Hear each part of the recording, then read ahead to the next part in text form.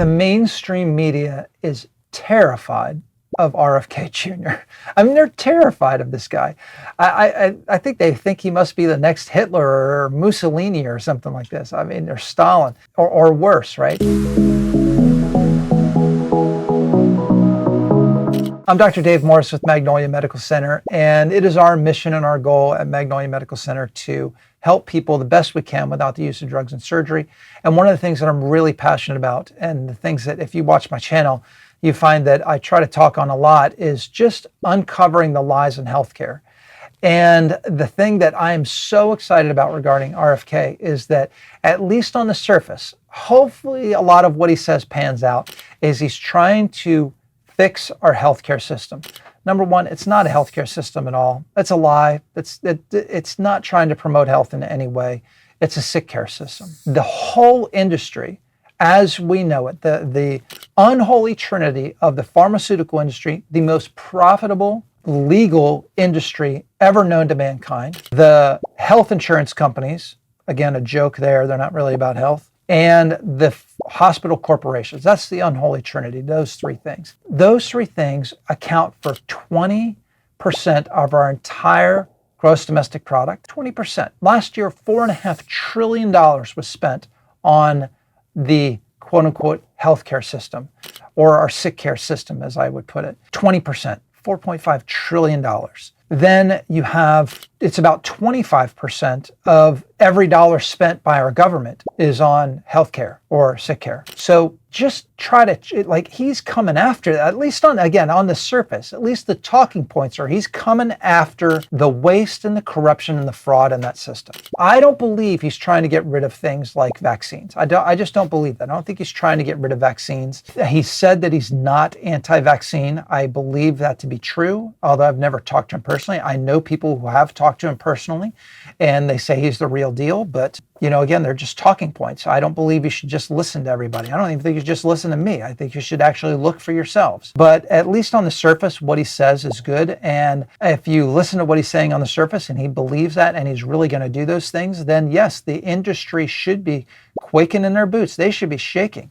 They should be scared to death about what's coming down the line. However, with that said, I think it's important to understand that if we're not smart about making these changes, this could be detrimental for everybody. And I'm not talking about everybody in the healthcare industry. What I mean is you've got to look at, if 20% of every dollar in this country is spent on health, what would happen if you got rid of or significantly reduced that 20%? The entire landscape of our economy would change. You would have companies like Caterpillar, who make big bulldozers. You would have them laying people off if our healthcare system fundamentally changed. That's the God's honest truth. You would have people in the Caterpillar industry, in the housing industry, in the automobile manufacturing industry, in construction for sure. You would have people being laid off in every industry if we just right now stopped every dollar as it is being spent on that's fraudulent and wasteful. That literally, you would change everything, because so much of the dollars that are spent go towards then put back into that system. Right across the street from our office, they're building a new wing on the hospital. Well, there's a lot of heavy equipment over there that goes into putting that new wing on that hospital. There's Caterpillar bulldozers over there. There's cranes over there.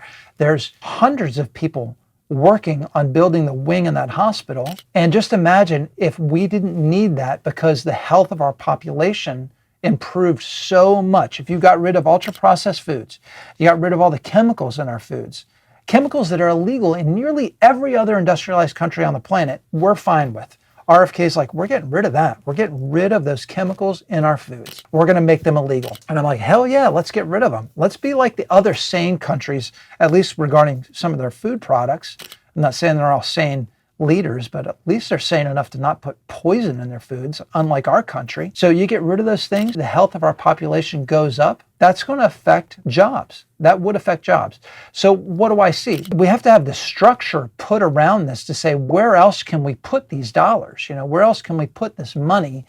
How else can we prop up our economy while we're fixing our healthcare system? I'm a big fan of changing it. Don't get me wrong. I just want people to be prudent about this, and I want people to be thinking about how we need to change things, because it's going to have a ripple effect. And it needs to happen. There needs to be a bit of a reset in order to fix the health of our country. We have the highest obesity rates in the world by far.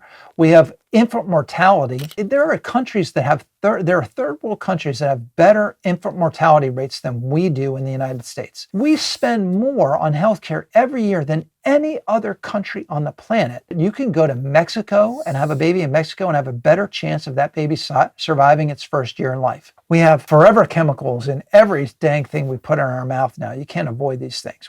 There's all kinds of lawsuits regarding shampoo products and stuff that are coming out. We've been using talcum powder that has lawsuits against it. And then you find people like the EPA, the FDA, the CDC, and saying, well, yes, we know that there are problems with those things, like fluoride as an example. We know there are problems with fluoride.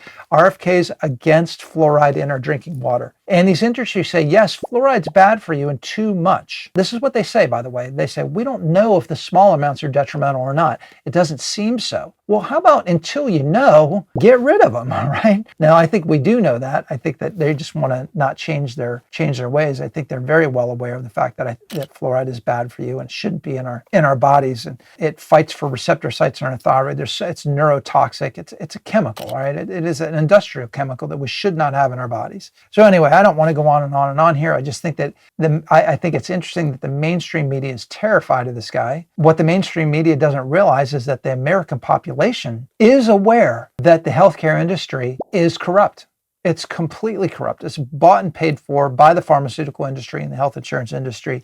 The average American is 100% aware of this, and they're ready for changes, yet they can't stop their talking points. They just keep coming on over and over and over again, trying to discredit this guy, when the truth of the matter is nearly everybody I know, whether they're on the left or the right, whether they're blue or red, it doesn't matter. They're all like, yes, we need changes in this industry.